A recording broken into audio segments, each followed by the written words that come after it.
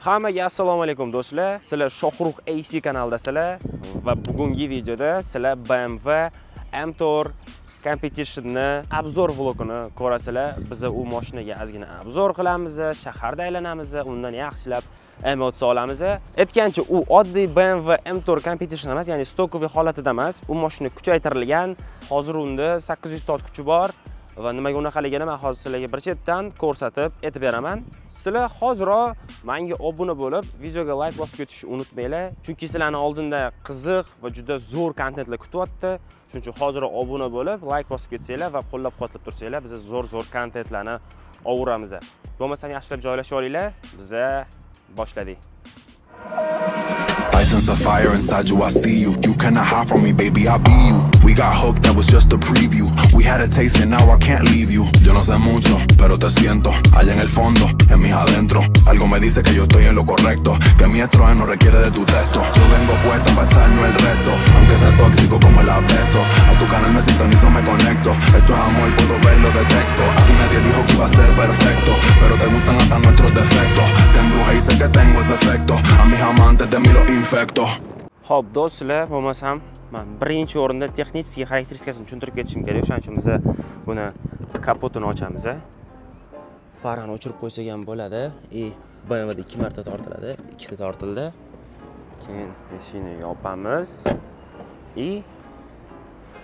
Bitta 05 ga olaman. Kapotni ko'taradigan bo'lsak, ana bo'lmasam. Xo'p, bunda 3 litrli Twin Turbo M-Power dvigateli turibdi. Va bunda o'zi stokoviysida 510 tot kuchi bo'ladi, lekin bu stokoviy emas. Bunga stage 2 qilingan va yana ozgina ustida ishlashgan va hozir bunda 800 tot kuchi bor. 510 tadan 800 taga ko'tarishgan, lekin mashina rostdan ham monster, rostakam pushka. Xo'p, buni ko'rinishini qaranglar, agressiv ko'rinib turibdi. Shuncha ot kuchi shu motorda yopildi. Plus bunda Remus vixloplari turibdi mana. Vixloplar Remus, ovozi yaxshigina baland. Qaranglar. Plus bunga karbonoviy antikrilo qo'yilgan, bu Batmanka deyiladi.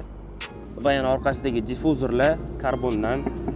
Karbonoviy tom, karbonoviy. O'zi MKlarning tomi karbondan bo'ladi. Plus bilsanglar, pod zakaz chiqarsa bo'ladi, ya'ni individual qilib, tomiga ham yana lyuk zakaz qildirsa bo'ladi. No, originalida mana karbon bo'ladi. No, ham original hisoblanadi. U endi zakaz qilishingizga bog'liq. Bu babi karbonoviy chiroyli turadi. Bakoy krishkada karbondan, diskalarga alohida baho berib ketinglar. Buni oldida 19 dyumli, orqasida 20 dyumli shinalar turibdi. Tarmoj sistemasi perforatsiyali, MK supportlar. Buni oldida mana karbonoviy gubalar taqilgan, karbonoviy difuzorlar va yana bilsanglar, oddiy M-Tourda bunaqa reshotka bo'lmaydi. Ya'ni bu CSL, ya'ni BMW M-Tour CSL, ya'ni KSL la reshotkasi qo'yilgan. Va bu narsa bunga juda ham agressiv ko'rinishni berib turibdi. Bu mashinani o'zi ko'pchilik biladi, ko'pchilik taniydi. Ya'ni nimadan? Buni nomeridan 797 Zox. Bu nomeri va rangidan ajralib turadi va bunga obviously juda ham zo'r yarashgan. Bu mashina 0 dan 100 km/soat tezlikgacha necha sekundda chiqishi hammaga qiziq bo'lsa kerak. 0 dan 100 km/soat tezlikka bu 207-208 soniyalarda chiqadi.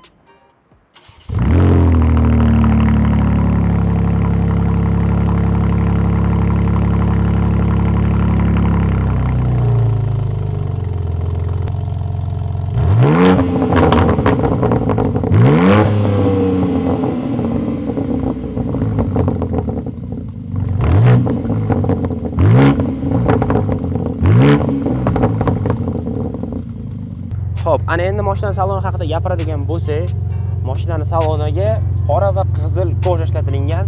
Bu BMW Mercedeslarga juda ham yarashadi, AMGlarga, MKlarga qaranglar. Qizil va qora boshqacha vid berib turadi, qanaqadir zo'r ko'rinadi deb-ku.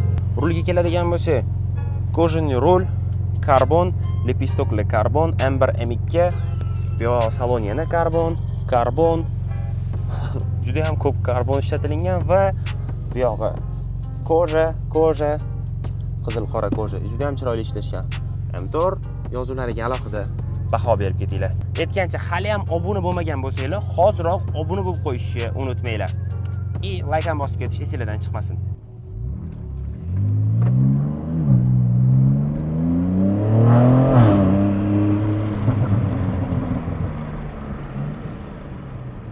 Baribir ovozi boshqacha deb mana. Tem bo'li bunda Remus vyxloplari turibdi.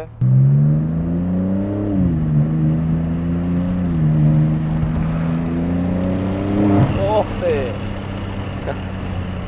Biz hali lekin launch control qilib turib bosmayapmiz, lekin shuni o'zida ham o'rindiqqa yopishtirib qo'yapti mashina bosganda, lekin ovoz maza. Qissalarga qanchalik yetib boryapti bu ovoz bilmadim-ku, lekin orqadagilarga, atrofdagilarga bu ovoz yaxshigina eshitilyapti. Mana bu yerda 6-seriya BMW.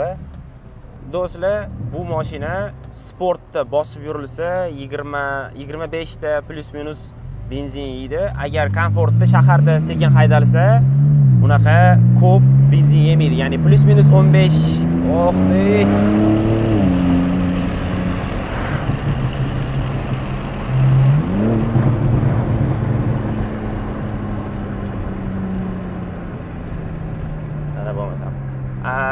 Komfortda shahar ichida sekin yuriladigan bo'lsa, plus minus 15 ta atrofida deydi. 15 ta 18 ta atrofida komfortda deydi. Sportda bo'lsa 25 plus undan ko'proq.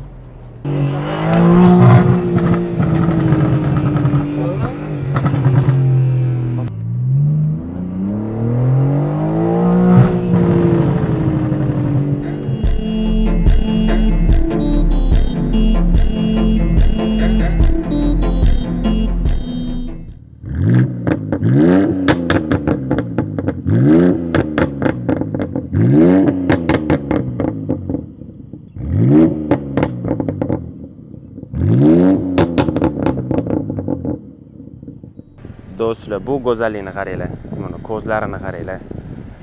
Bittada o'ziga sevdirib qo'yadi. Boshqacha deb bu mana ko'zlari umuman boshqa dunyo. Yosh bolalar mana oldida rasmga tushyapti. Bolalarning endi bitta maqsadi paydo bo'ldi. Ela chega e desencana com passo bem solto. Ela chega e desencana